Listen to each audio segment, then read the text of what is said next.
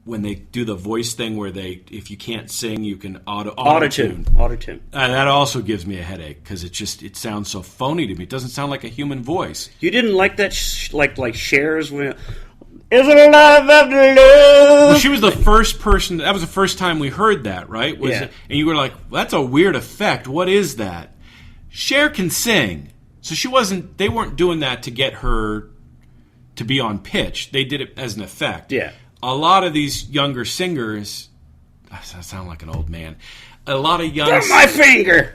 A lot of young singers that have to do that. That tells me they can't sing. They don't know how to hit the notes. They don't know how to. And also the caterwauling I don't like. You know, a lot of young black women specifically seem to. I call that the vocal Olympics. Yeah, they're just gotta, Jesus. Oh, say, can we see all my dawns? Oh, no. No one wants that. No one wants that. So there's just. The older I get, the more music I'm. By the way, we're changing this show's title today to Two Cranky White Guys. Is that right? Yeah, today we're. Is that what we sound like? I don't know. Is this interesting to anybody but us? Of course it is. It is? Yeah. I just know the older I get, the more music appreciation, the wider my musical taste is. And I think in most other things in life, the older you get, the less you like. You know what I mean? Yeah.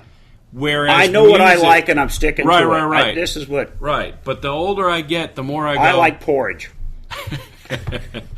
So I don't know, and because we've got now the greatest music libraries on our desk at home with a computer or an iPad, you can find everything. And let's take this down this road. Since we're in Vegas, talking to somebody that lives in Vegas, you brought up that ability of music. Explain the $1 million Vegas DJs to me. Because it's playing other people's records. You've got, was it on your iPod and it's hooked to a program? You're acting like you're doing something up there. I don't know. Come on, cranky white guy, help me out here. So here's what I know about this, because I've never been to a club where there's a DJ and he's being paid $300,000 for the night. I've never been. And you're hearing, but you know about this. Oh, definitely. Yeah, No. It's Vegas. There's guys at Tissot, and there's look at the side of the MGM Grand has a DJ's picture on it. Right, Cassian or something. Yeah. And you're like, who are these people? And you look them up, and you find out they made $40 million last year playing other people's music. Yeah. How can that be? Because they were able to put a between songs. Yeah, they meld. I don't get it.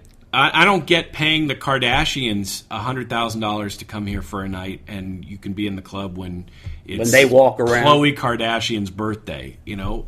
Well, what do you get to jump on top of her? What do you ride her like a monkey does with the dog, or what do you get for what are they getting for $100,000? I don't get. I would pay $100,000 for that to watch Chloe ride the dog. Come on, Whiplash, give her a chance. Yeah. So I don't get it. I understand it, and here's how I understand it. If you want a good table, you got to pay $10,000 for the night, and you got to buy $1,000 bottles of Grey Goose or $2,000 bottles of Grey Goose. Now, not Cristal. That too. Then those are $6,000 or whatever it is. You can't. It's cartoonish, the numbers. You'd think it's in Iraqi dinars. You know, how $6,000 for a bottle of anything. Is this American or in lira? Right. So there are people and they're young and they've got money. And I don't know who they are or how they got their money, because they're not big names. They're not celebrities. They're just guys with a table, and they've got some good-looking girls with them, and they're paying $10,000 for the table, and they're buying bottles of champagne for people they don't know. That's just a world I've never visited, nor do I really want to, frankly.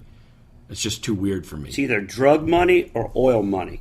Yeah, or they're Middle Easterners, or there's something. But this is a weird town because the money is so perverted.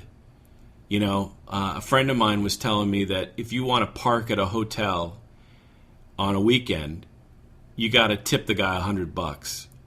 What? Now, $100 to park your car.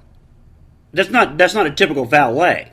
No, is that the valet? If you're a hotel guest, you can park for free, and it's like just now when I came here. Yeah, I parked. Step out and give you a ticket. They'll give me a ticket, and I'll give them $2 for bringing my car back to me. Right, that's the deal. Yeah. On a Friday or a Saturday night, they close down the valet and they say hotel guests only. If you're not a hotel guest, expect to give a $100 tip if you want them to take your car. Or go park yourself. You can go park yourself, but you're going to walk. You go park yourself, buddy. So those guys make a great living just to park cars. Yeah, you can. This town runs on tips. People don't get paid well. Show me your tips. They make money. They make money on tips. Now you were telling me sometimes you get tipped here. I got tipped $100 one night from a guy after a show. He shook my hand and there's a $100 bill, and because I was kind of surprised when I moved my hand. He goes, "That's for making her laugh. I'm gonna get laid tonight." This older guy. Wow. Wow. And I've had that happen 2 or 3 times over the years here, but not. It's not a regular occurrence. And have you ever been tipped anywhere outside of Vegas? One time in Fort Worth, somebody gave me a $20 tip. Just gave me a tip. And every once in a while, at a lot of shows, because I sell T-shirts every now and then, merch. Somebody will slide me extra, a little extra, or pay me with a $50 for a $20 T-shirt. It'll keep the change. Right. I'll get that kind of. Right. Yeah, it's weird. But the kind of money that gets thrown around here is obscene. It's just obscene. I heard about a guy that was a businessman, came here from Japan a couple weeks ago, one of the bigger high-end hotels, lost $15.6 million.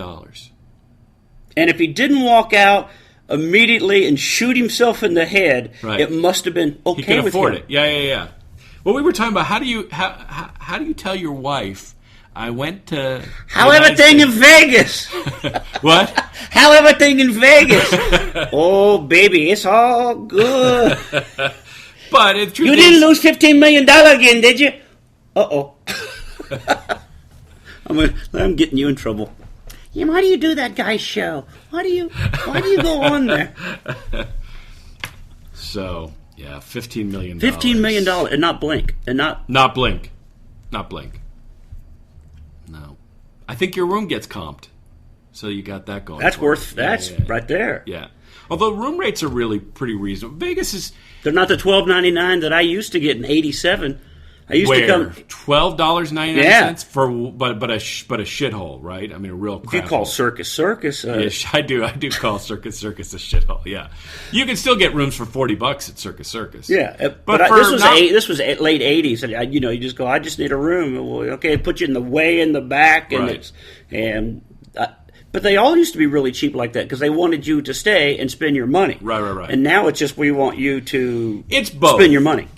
It's both. You can still get, I get these, once you get a player's card and you play at all, even if you're not a big gambler, you get on their list and they want you to come back. So I get offers, even though I'm a local, I get offers from the Hard Rock Hotel for $49 nights, Do you ever do during it? the week. As a local, do you ever We haven't done it, but I think we would. I mean, there's just never been a... Truth is, I really like my own bed. Right. It is nice to go to a hotel and not have to think about stuff, sometimes. And we will. It's not incomprehensible that we would do that. We just haven't done it. We haven't been here that long. We've only been here 3.5 years. But there's nothing better than hotel sex, right? That's true. That's true. That's true. It is. You're right. There's something. I don't care. It is. You're right. There's something about hotel. Yeah. Because my girlfriend may say something to me, but every once in a while she'll just go, we want to have hotel sex. But you go to a local hotel. Is there one that you go to? No, you don't. So I haven't done that either. But okay. But you live in a place where you could get a better hotel. It's not like I'm just going to go, hey, do you want to go down to the Red Roof Inn tonight? Yeah, that's true. Yeah, I've stayed in the Denver Holiday Inn. It's fine. $100, $110 or whatever it is. Yeah. And there wasn't any crack in the drawer next to the bed. I didn't look, but yeah, it was okay. I did that one night in L.A. I used to stay at a hotel that I liked. Oh, you've got to have unbelievable hotel stories. I've right? got some hotel stories. Well, you probably stay in a hotel at least 100 nights a year. At least. Okay. And so you've had everything from, oh my God, this is my room, to, oh my God, this is my room. Yeah, right? Yeah, that being both end of, of the scales. Right. Yeah, I was going to say, there's one place that I used to stay. I can't remember the name of it. It was in Pasadena. And it was always nice. It was always one of those that was like books on the shelves, and you felt like it was homey and affordable. And I hadn't been there in like 10 years. And I checked in, and I got to my room, and I was like, what happened? You could just tell it wasn't painted. The bed wasn't made properly. I looked around. I pulled out the drawer next. There was those little plastic bags that drugs, the little tiny bags that drugs come in. Yeah. They're and I immediately walked back downstairs and go, I'm not staying. I want my money back. I've never ever done that before. But this is from a hotel that I enjoyed. I stayed there over and over. I had recommended to people in the past. And now, as I sit here and say that, I go, oh, God, I hope they didn't go, he stays here. Right. But that, and then there's the other that you walk in, like you said, and go, oh. I immediately call the girlfriend and go, you're not going to believe this. Right. There's a TV above the toilet. Yeah. Well, there's a lot of, in Vegas, there's a lot of nice rooms. And the truth is, you can get, during the week, you can get a really nice room for not a lot of money. Weekends, that's when everyone comes here, and especially during the season, I think they're almost to the point where they get the rack rate, the $400 a night for an average room, But I've stayed in some terrible places. And what's the word? But I'm trying to think. I whatever story I have can't match yours, just because I haven't traveled that much. All right, here's my worst of ever. You mean the one in Pasadena with the crack files? Yeah, that's not even worse. That's not the worst. Okay. That's not even the finding the used condom in my bed story. Well, the worst part about that story was the word used. Because, by the way, once you find the condom in the bed, I assumed it wasn't in the package. Well, that's it right there. And you beat me to it. I was not going to say, I don't even know if it was used. But if it's not out of the packet, right, I'm out. It's out. Yeah. So I'm in bed. I've gotten in bed. I slide under the covers. I've laid there for a minute. I've watched a little TV. I turn over and go, what the fuck? Just touched my toe. Throw it back. Condom in the bed. Wow. So that was... Well, that tells you everything you need to know about the place, because they didn't even change the sheet, right? They didn't even change the sheet. But is that the place, or is that the maid? That's where I go, because did you get a lazy maid? Was the end of the day? That's why a lot of times I'll look anywhere I go now. Not if it's a nice one. Did they go, look, they didn't mess up the bed. I'll just pull it up and tuck it back in. I could see that would give you shell shock. That'd give you PTSD, that incident. That would right there? Yeah, and so I could see why now anytime you go into a hotel room, the first thing you're doing is ripping the sheets open to see if there's a used condom there. I check. It. Yeah. And what I do when I leave a hotel... I wouldn't even accuse you of being OCD if you did that. Okay, good. I get it. Good. I get it. And the other thing I do now is when I leave a room, I tear everything off the bed. I do.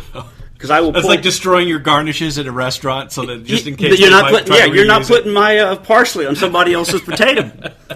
But I do. I'll just grab the corner as I'm leaving the room and just jerk everything off the bed. So that's generous of you. They have to remake it, so you might as well just put fresh sheets on. Yeah. So here's my real horror story. I'm late to a comedy club in Omaha. And I go to the hotel, drop off my stuff, run to the show, do the show. I go back to the room that night, and I'm tired, and I get in the bed, and I spend the night in the bed, and I watch TV, and I'm there all day in my room. And that night I'm getting ready to go to the show, and so I'm now basically going to use the bathroom for the first time. I've got a shower and everything. So... as I get in, I've got to close the door to get into the shower. When I close the door, there's two massively bloody towels behind the door. No. And I don't mean like, you had a nosebleed. Someone was murdered here. I swear to God, that's what it looked like. Right, it was two massively, like these are bloody towels. Wow. So I call the front desk. I can't leave the desk right now. Yeah, what would you like me to do, sir? Well, what do you like? I have two. There's been a murder. I'm afraid to turn over my mattress. There might be a body in one of those box springs. Wow. That's so nasty. I had spent the day and night in a room. Right. Does that shit get in the air? Is that, you know what I mean? Does blood give off some kind of like? And are you going to be arrested for the crime? For the crime? I didn't even think of that. Yeah. Now your handprints are on the bloody towels. Yeah. Yep. Next thing you know, I touched the door. You're being arraigned. Sir, you were the last one seeing me. Yeah. Wow, so that's nasty. I brought up that story on air when I was doing radio one day about that. What's your worst?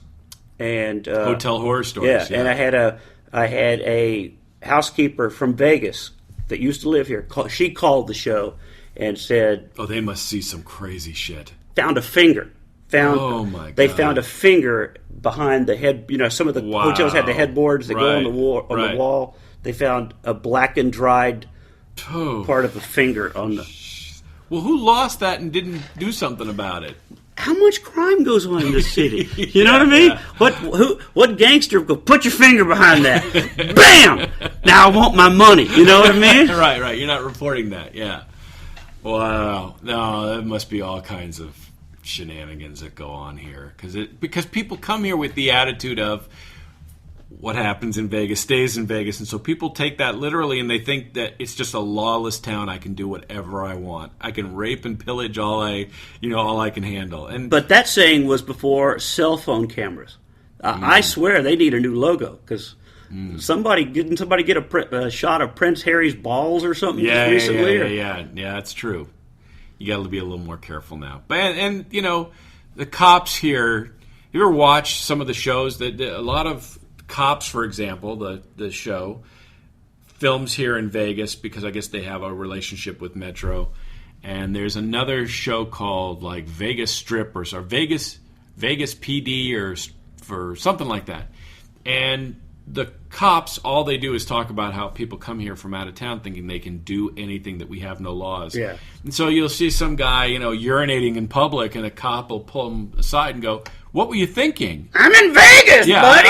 I'm in Vegas. Yeah, I paid for my room. I can't pee on the street." Yeah. No, people live here, as it turns out. Yeah, I had a friend. I will have to say I didn't see it, but I know she told me, and her husband witnessed a couple having sex outside the Flamingo. So just like in the shadows up against and it wasn't like a hooker. It was like as you and I saw walking around. Right. Look, Idaho's here.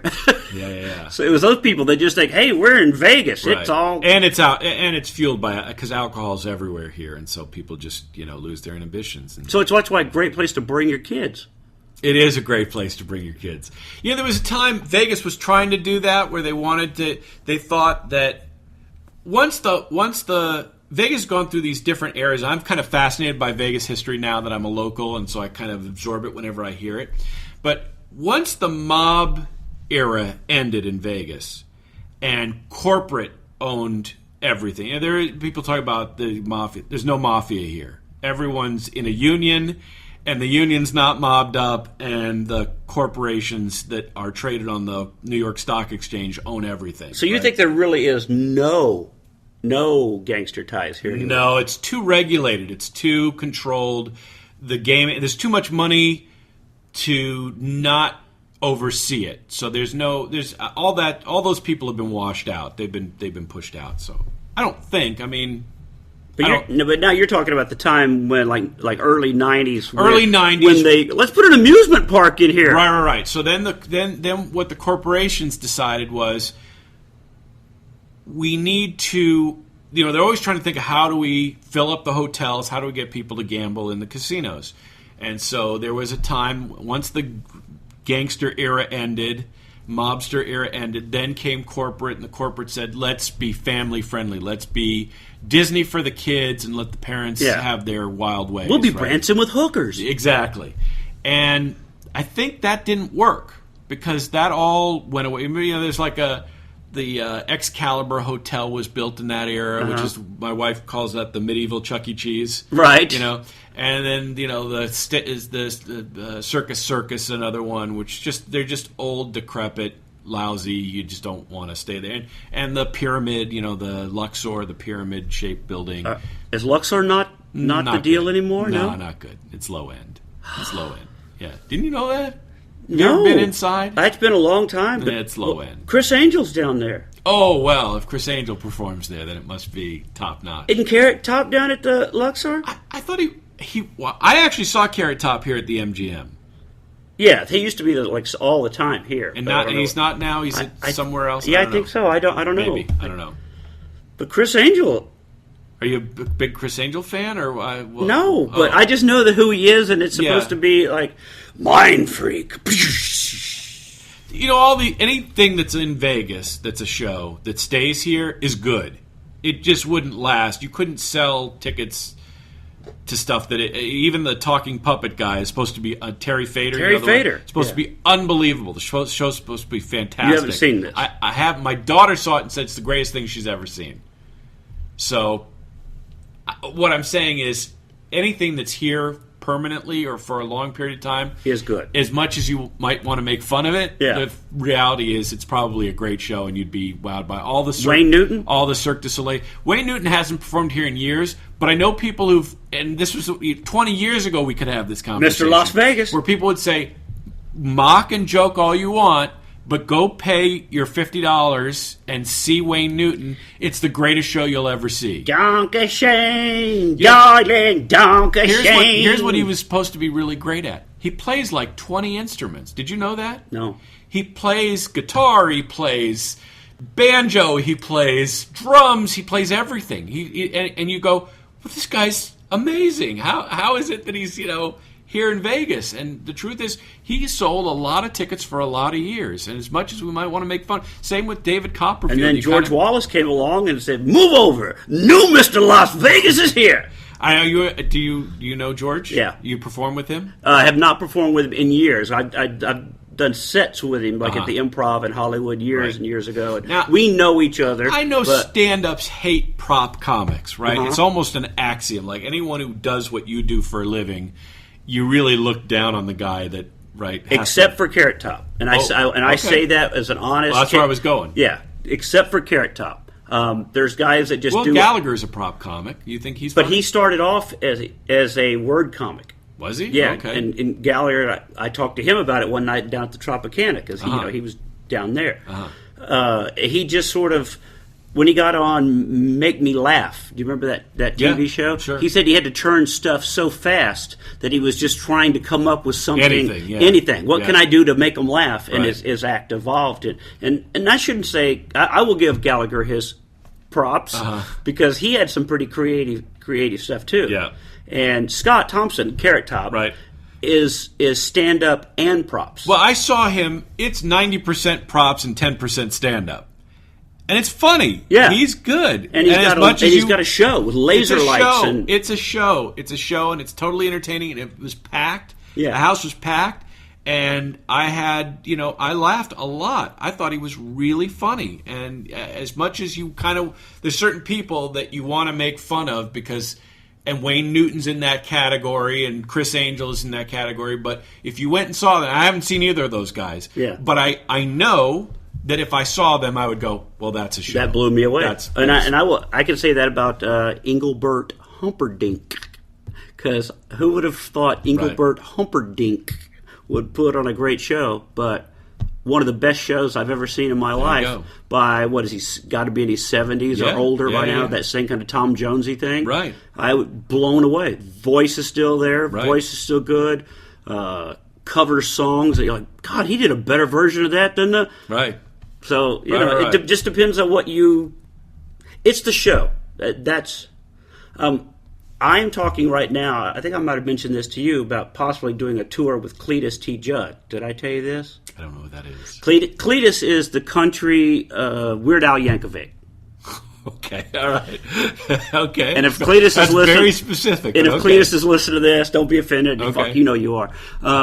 But we've been talking about possibly trying to tour together because it's time and Blue Collars basically is What is he What is his song parodies? Country. He does a lot of just country. The name sounds familiar, but was there also? I shaved my back for this was one of his things, which was great big song was I shave my legs for this was a country song. He did Shania, This Kiss, but it was Christmas was his hit, and he just had a recent one with Toby Keith's song Red Solo Cup.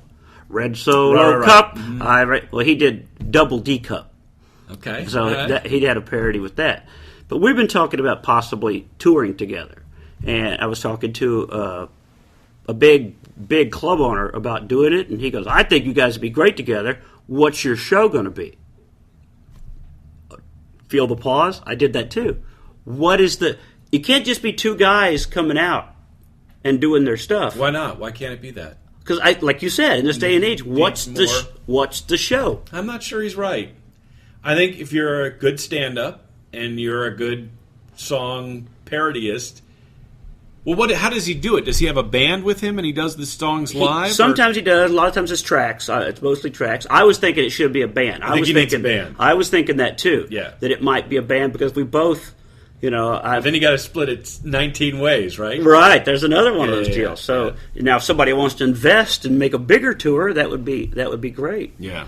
But yeah, the idea it has to be a show, or at least you can give it a name. I mean, I understand that it needs to have something that encompasses both of you that you can just say a word like Redneck Comedy Tour. Right. Well, I get that.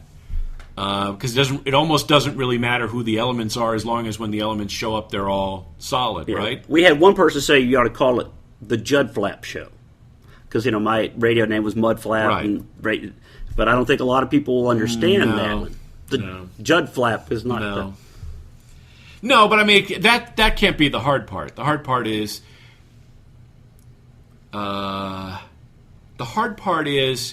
Is that enough? Are those two elements enough on their own? I actually think if you're good and he's good, then you're getting 2 for 1, right? Right. Is that kind of how you look at it? Yeah. And we have thought about it would possibly do, maybe hire somebody to open 15, 20 minutes just to get it. Look forward. Show's about to start. And then he would do it, and I would do it, and we might flip-flop. Well, those guys. Comics that do right. And then we would come back out and either do improv or take questions, or maybe possibly do a song together or something like that. So, is he also in Denver? Is he also? No, he's back in Kentucky. Uh-huh. Well, that's a little bit hard. How do you get all the elements together, and especially if you got to get a band? I mean, that's a big deal. I say this all the time whenever I see traveling musicians. Thank God I was born with no musical talent. Because if I was and I had to go be a traveling musician, what a shitty life that's got to be. Wouldn't you think? Oh, it's got to be worse because at least as a comic, we go for you're the star. Well, but you're one guy and you're a star. But what if you're one of 19 musicians that back up a star? Oh, I see what you're saying. You're not even talking about just the... And you get paid... how much can they pay you to be... You're getting union to sit back there. How much are they paying the trombone player in a band with 15 people... And your name is not... No one cares. Well, no one knows who you are. I've never asked you this, and you might know. What about Guns N' Roses with Lisa's husband, who was wasn't he a... he played keyboards and stuff. So he wasn't the front floor. Right. If you say who's Guns N' Roses, it's Slash. It's Welcome to the Jungle. What's that singer's name? Axl Rose. You're not Duff McKay or whatever. Yeah. So you're not those guys. That's true. You weren't on the T-shirt, is what I'm saying. You're not on the T-shirt. And I don't think he played with Guns N' Roses. He's not really in Guns N' Roses, right? There is a difference. Well, I didn't know because it's a difference. Because I know you play. Like I know when John Denver had his band that constantly was with him, Hal Blaine on percussions and Joe Strummer, let's say that's the Clash, but Joe Summers was so there are certain guys that they travel with that's what I thought Freddie was. No, Teddy. Sorry, Teddy. No, sorry, Lisa. Sorry, I apologize. No, he's just a really talented musician that they know can play anything, and so they can. And he also tours with Alice Cooper. Alice Cooper, and he also tours with James Taylor and with Tapestry. What's her name? Carole King. Carole King. So he's the perfect guy that we should know that much money. How much did they pay you back there? And I think if you knew what the real number is, you'd be shocked how little it is. You'd be shocked. But there's a guy who was born with musical talent and followed that muse, and my guess is the money has never been why he does what he does. Real rock star money.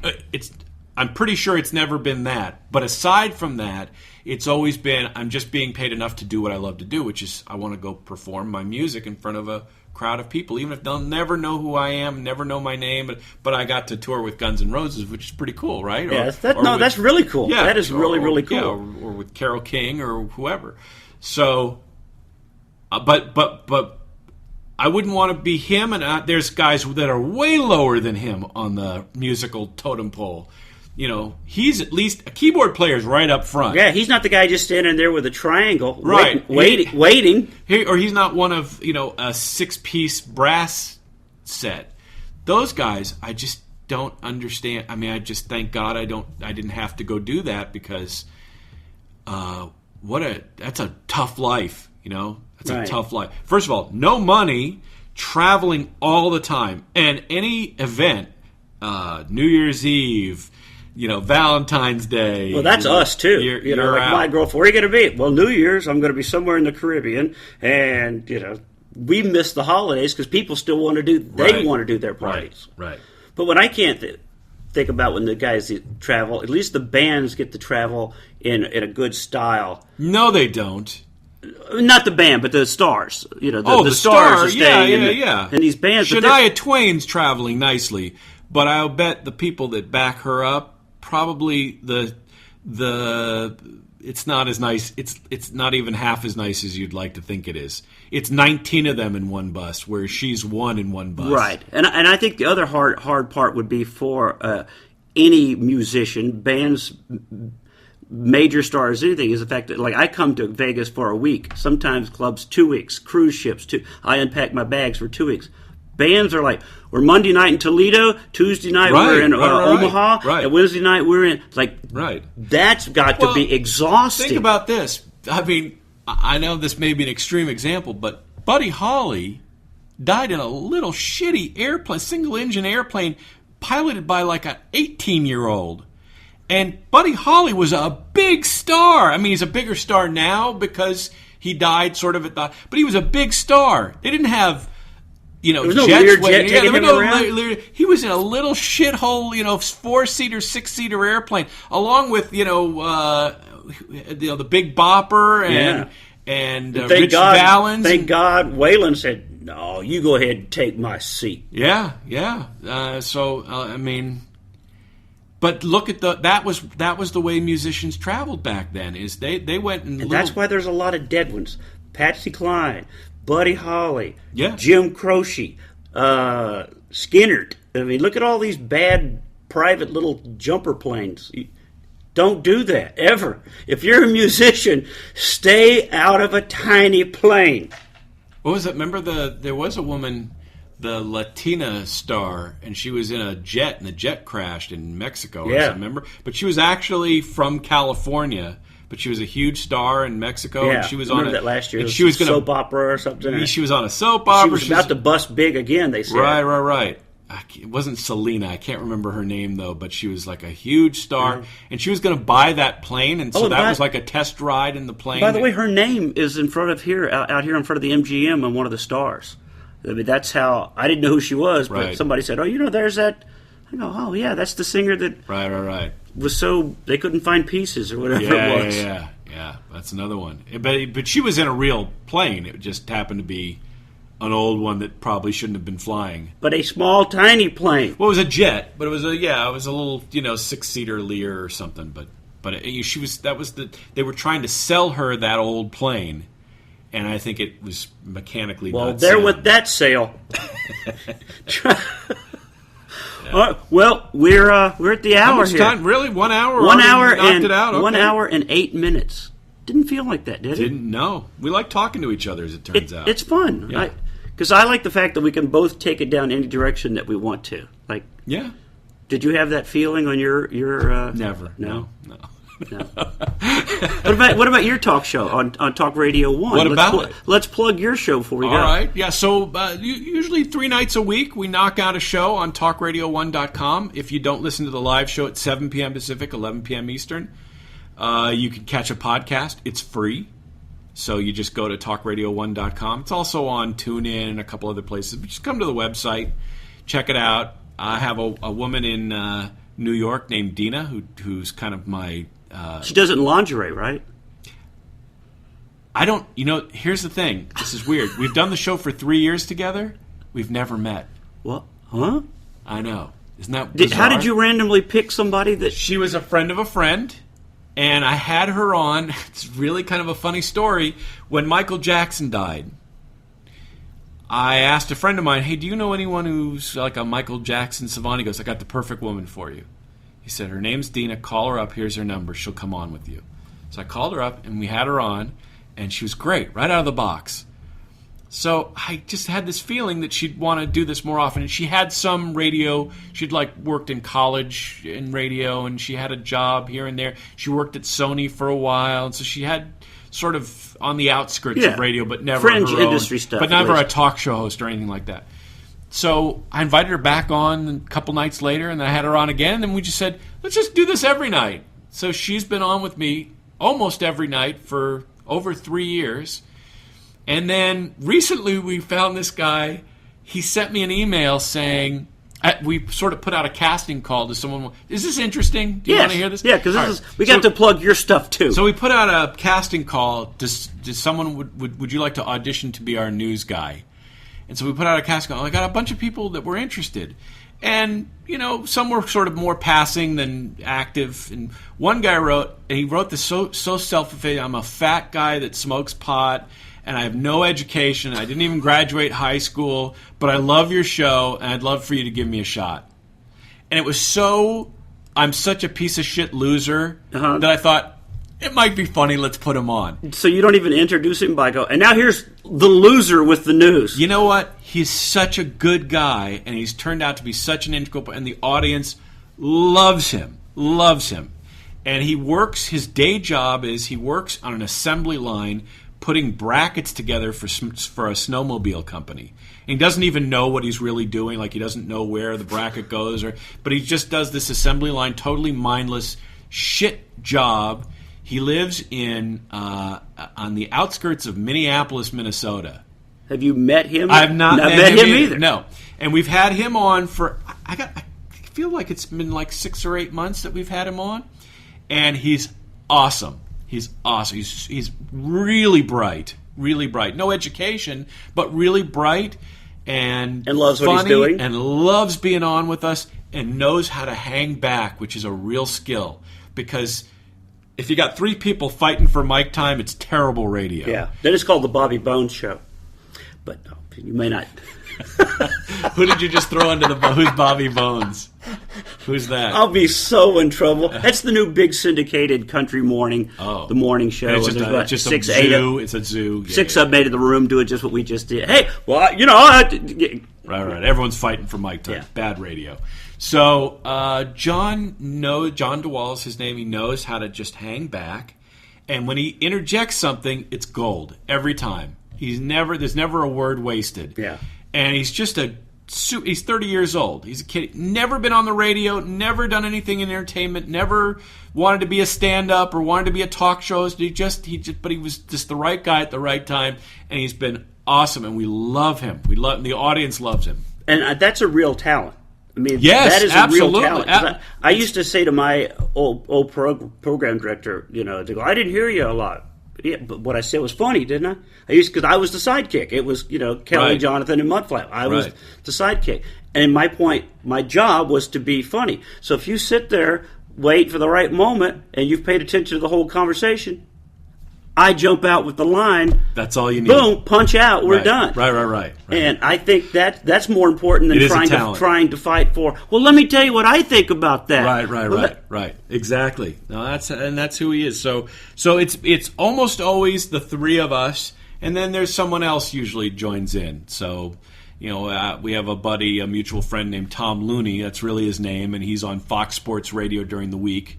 He does a late night show with JT the Brick, and he loves to come on because it's his time. Instead of he being the sidekick, he sort of gets to have some spotlight, and we love to wind him up and just And he's got one thing that I know nothing about is sports, and he's on a sports radio show, and so he'll bring in the big sports stories of the week, and so we always mix it up with him. And then Regan Burns, another guy we have on, who's the star of a Disney show called Dog with a Blog. He plays the dad. Not Dog with a Blog. He plays the dad on Dog with a Blog, and he's super funny comic actor.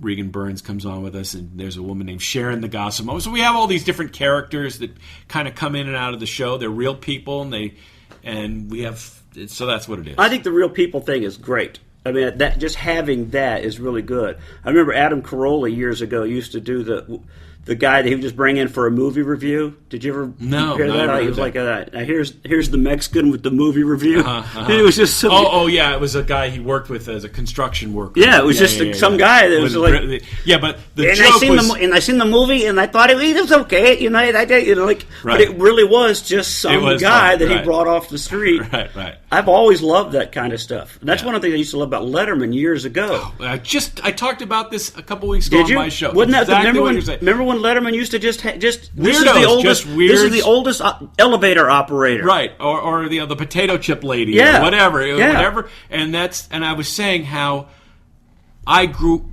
wanted to be David Letterman, right? And so many people we know, our contemporaries. That's what he was so good. Turned our heads around and said, "Okay, this is, this you can have this. You're going to win a ham tonight." Dropping shit off a roof. Yeah. I mean, for just to see it explode on the ground and stuff. Just idiotic, stupid, pointless. Now let's hear from the guy under the stairs. Remember the the stairs guy? Yeah, but I agree with you. And now when you watch Letterman, it just as smart as he is, as fast and as funny as he is. Funny as he is. You miss all, because here's what it's going to be. Here's the monologue. Let's sit down. Here's top 10. Yeah. Here's the guest. And now here's the musical guest because we're going to leave. Right. It's all. Right. It's real formulaic, and he's still great, but the show's not good. It's really. I used to watch. Do you remember the morning show? I do. So I used to stay home from school so I could watch the morning show. That's what a crazy Letterman fan I was. And I actually became very good friends. This is going to go way long now. That's okay. So I became very good friends with Meryl Marco, who was one of the writers. She was the head writer, and she was also Dave Letterman's girlfriend. They lived together for 15 years. And I became very good friends. I'm still really good friends, although I haven't talked to her in about a year. But she's been to my house a bunch of times for dinner, and I've been to her house, and I know her boyfriend is Andy Preboy, is a musician. So I've known I've known Meryl for 15 years. We're really good friends. And one time we were talking about, and she knows I'm a crazy Letterman fan, right? But I also respect that that's an ex-boyfriend of hers, and I don't really want to ask her too many things, and because that's. So what was he like in bed? I don't want to ask, but she always volunteered. She'd give you little nuggets every now and then. So one time, and I'd been to the house that she's in Malibu is the house that she and Letterman bought when they lived in New York, and they would come out on the weekends to hang out, which is around the corner from where Johnny Carson lived, which was Letterman's hero. Was Carson. So I said to her once, I said, did people ever? And her house is just on the street. It's not in a gated community or anything. There is a fence, but the fence is like you could push it over. I mean, it's like a wooden fence that's old and rickety. And so I said, did people come and knock on the door and say, "Is Dave here?" And she said, "We'd get that." She said, every couple weeks if we were out from New York and we were here, we'd get maybe one or two a month, someone coming by or someone screaming something as they drove by. And she said, I like Carson better! She said it was always like a 17-year-old kid, kind of like what you would have been at 17. And I said, it's very funny because when I was 17, me and a buddy got in the car and we drove around Malibu trying to find where Letterman lived because we knew that he kept an old truck out front. He was famous for having the truck that he drove out from Indianapolis to L.A., and so we wanted to, try and find. We never did find the house. And the truth is, I was way off where I thought, because Malibu is actually a pretty big place. Yeah.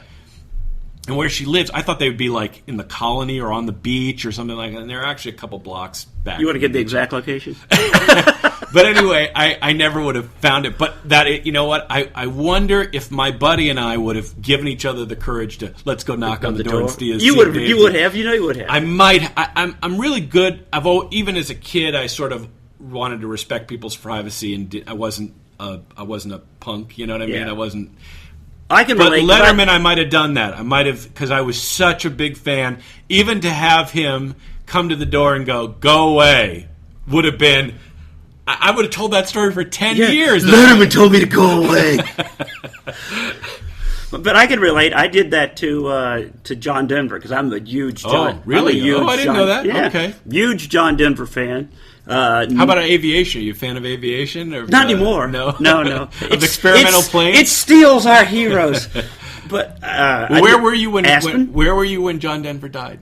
I was at home in Denver. He died on my birthday, by the way. Wow. Which, thank you for that gift, Lord.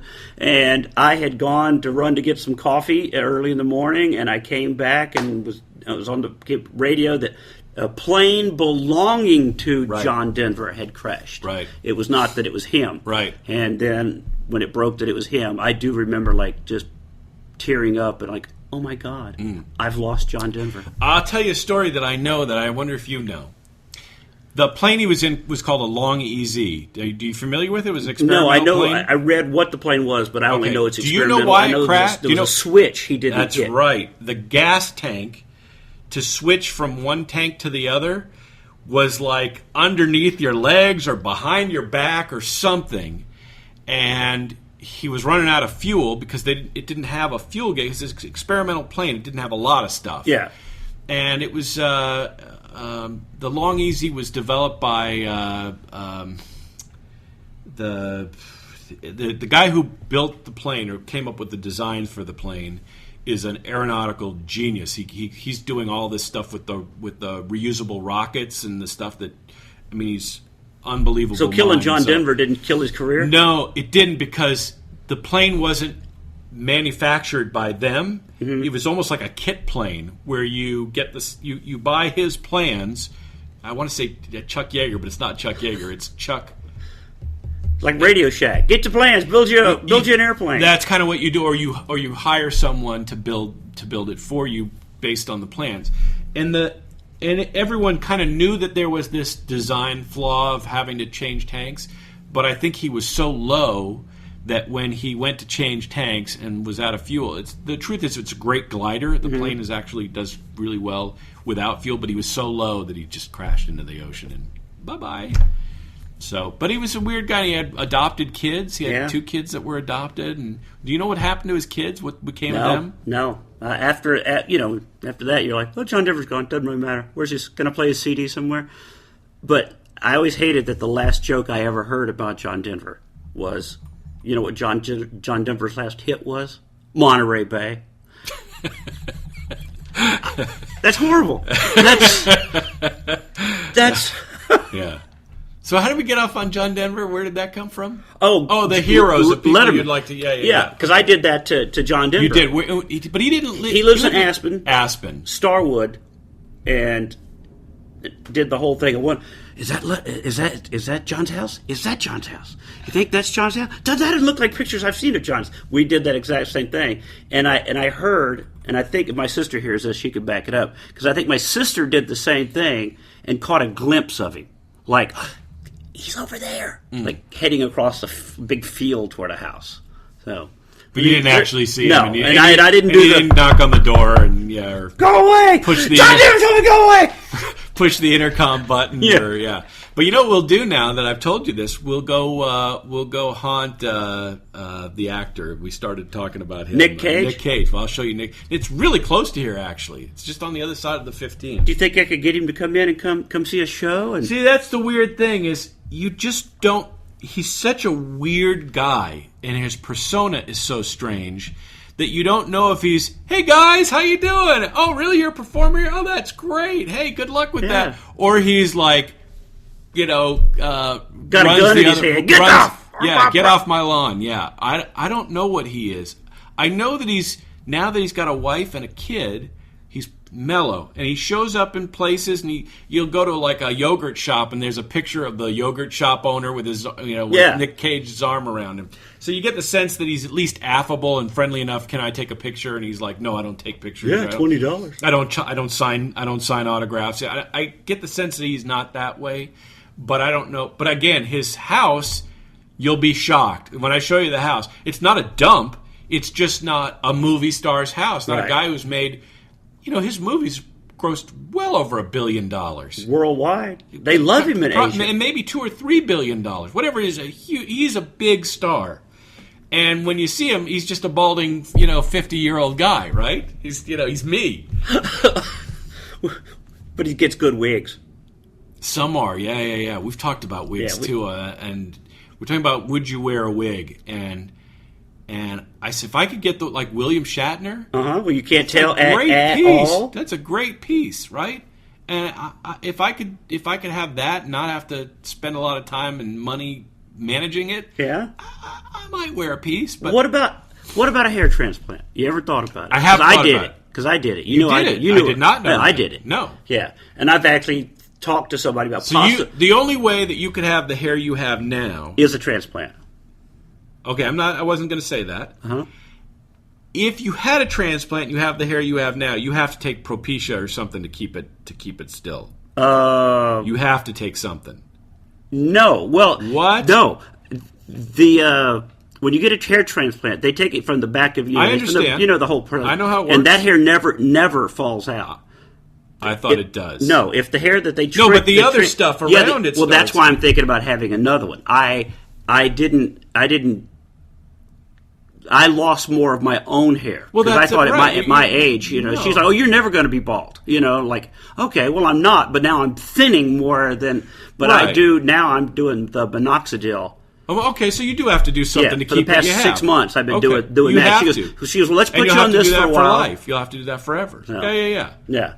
So, but why would you do another one? What would you want it lower on your forehead? What do you want? I want a caveman forehead. Well, here's what I told my wife this. Where there's so much money invested in research on male pattern body. I mean, as much money we invest in HIV and AIDS and everything, they invest in it. So we're really close. In fact, I read an article just recently. They may have found it. That they think that they can grow hair on mice. Yeah. And so I told my wife, I'll bet you by the time my son is a junior in high school, by the time he graduates college, that's maybe 5 years, they'll have a cure for baldness. A cure. Yeah. Where it's no surgery, either you take a pill or they zap your head or they plant little something. Whatever they do. Or you wipe some cream on and you're going to have hair. So it's funny, I don't think about my hair except when I look in the mirror and I go, fuck. And I know it makes me look older because people think I'm older than I am because I've lost my hair. And because the rest of me, I'm not all wrinkled up. No, not at all. My face looks young, and I don't do it. I'm not a metrosexual, so I don't really care that much. But I know that my hair makes me being bald makes me look old, and people treat you differently. Yeah, I know that for me, for the times that even though my hair's long, if I pull it back or I have it under a hat or something, I definitely know the you're older look. Because there's something about just your face makes you look older. You know what I mean? I don't know what you mean. But I would never guess, however they did your hair, I would never guess you had a hair transplant. And I like that you're open about it, too, because there's really nothing to be ashamed. It's like I had my nose done who cares, right? Yeah, I mean, all that's they care what you about do. What are the results? Right, and I'm happy to go. And Bosley hair. I've seen people have hair transplant, especially the old where it looked like That the was doll the doll. hair. It was the doll hair. Wow, that's a bad look. There was a sales guy at one of the radio stations I worked at, and he had it done. I don't know why he hasn't done anything since to fix it, because it's really embarrassing looking. It just fake. That is fake. Well, the new thing that is now the is the micrograph. It's one hair at a time, and not only is it just put in, it's artistically put in, like at angles and stuff, like your real hair. How long ago did you have it done? I had it done in 2006.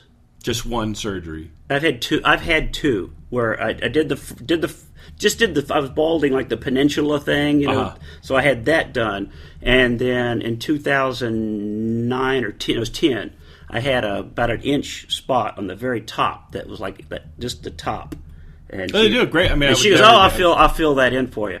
But now years later, and not doing the Propecia, because they do say if you want to do it, you could do the Propecia, but that causes some side effects. Yeah, all of it. You know? Every medication has that. Yeah. But if you want to keep your hair, because the parts that they didn't fill in, they're gonna atrophy and die. Like the rest of it. Like the rest of it. I mean, it's called male pattern baldness for a reason. So, yeah. So, but I do have a friend, and definitely since we're friends, this isn't. I'm just telling you this story.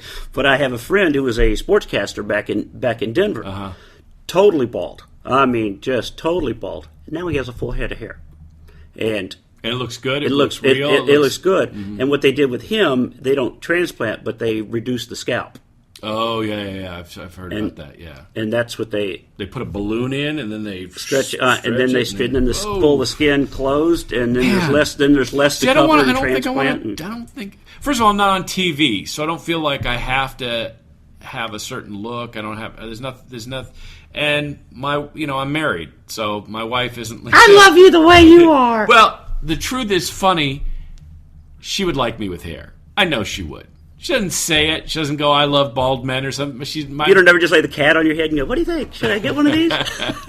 She doesn't like that. My dad had a toupee for a little while, and it was ridiculous. And he didn't keep it up right, and it was like it can't be dark and gray hair underneath it. It can't be. It matched. It was a good quality one. He went to an expensive place and had it done, but you still got every day. You gotta comb it and brush it and put shit in it and go back, and then you got to go and have it styled once in a while and cleaned it. And so it's a lot of maintenance, and it was a big expense. If probably cost to do it right, to do it the way William Shatner does it. Mm-hmm. I bet it's $20,000 a year to manage that hairpiece. Damn. You get a hair transplant for that. I know. One time and you're done. Yeah. Is it 20? I thought about $10,000. It depends on what you want to get done. It's typically about, I think it's $7 a hair, a graft they call it. But a lot of them run specials where you get it done about $4.50. Right. And you're glad you did it. You have no regrets. Yeah, I'm so the doctor that did mine, Dr. Paul's, and I'm sending you a copy of this doctor because we're going to talk. But she did a great job, and she had told me that I would probably be either bald or more bald now if I hadn't done it. Right. Because I was losing my hair. Right. Well, your hair's always been a thing, though. You've always had, I think when I first met you, you had kind of like a big Elvis pompadour sort of thing, right? Yeah. So that's always been kind of a signature of yours, and if you came out and you were bald, it would be a little, right? And we've talked about cutting my hair now, too, because it's just the age and time and period and everything. But people totally recognize me by my hair. Right. They just recognize. Like when I was on the radio, most DJs don't get recognized. Right. But they'll go, "Mudflap, I saw you in," because of the hair. The other night, I'm walking to the casino here, walking to the casino. And a friend of mine's, the guys are here, called Low Cash Cowboys. They're a country band. Right. I'm walking to the casino, and Preston, one of the guys from the band, who I didn't see, he goes, "Hey, Mudflap." Right. I could just been another white guy. Right. If I didn't look like I did. And in truth, part of your performance is your look. Right? I mean, it's part of your comedy is your look. Yeah. And as much as you'd like to say, "Oh, people should judge you by your jokes," well, no, And, that's why most women who are stars as singers happen to be really good looking. Right. Well, that's not an accident. They weed out the really good-looking women who sing. I mean, the women who sing really well, who aren't really good-looking, they don't get to be stars. Yeah, there was only one Mama Cass. Exactly. And Janis Joplin would not be here today. Right. She would not be here today. Right. But Janis Joplin, although not classically beautiful, had an interesting look, and that was probably for the time. Well, perfect for the time. She was that hippie bohemian, bracelets, long hair, beads in the headbands, and... Right. And she wasn't hideous. She was just kind of rough looking. Yeah, come over here and do me up against this car. Oh, Lord. What? Yeah, And the voice was rough, so kind of it worked for her. But that's part of the performance is what I'm saying, is the way you look is part of it. And so you need, it would be stupid for me, who doesn't perform on TV or on stage, to spend $20,000 on my hair. Yeah. That's just vanity. Right. But that's why I'm thinking about doing it slightly again, only exactly what you said. This is my trademark. Right. I don't want to come out one day and somebody goes, "Can you see his? Why didn't he just cut that off? He's starting to look like the crypt keeper." Right. Right. Yeah, you don't want to become a parody of yourself. Right. And look like you're. Yeah. Anyway. That took us a long... How long did we just... We are now at a... $1.30? $1.30. Yeah. So, you want to wrap this up? Let's do it. Okay, we'll wrap the... do you want to wrap it up? No, it's my show. What the hell am I... I'm so used to being with you.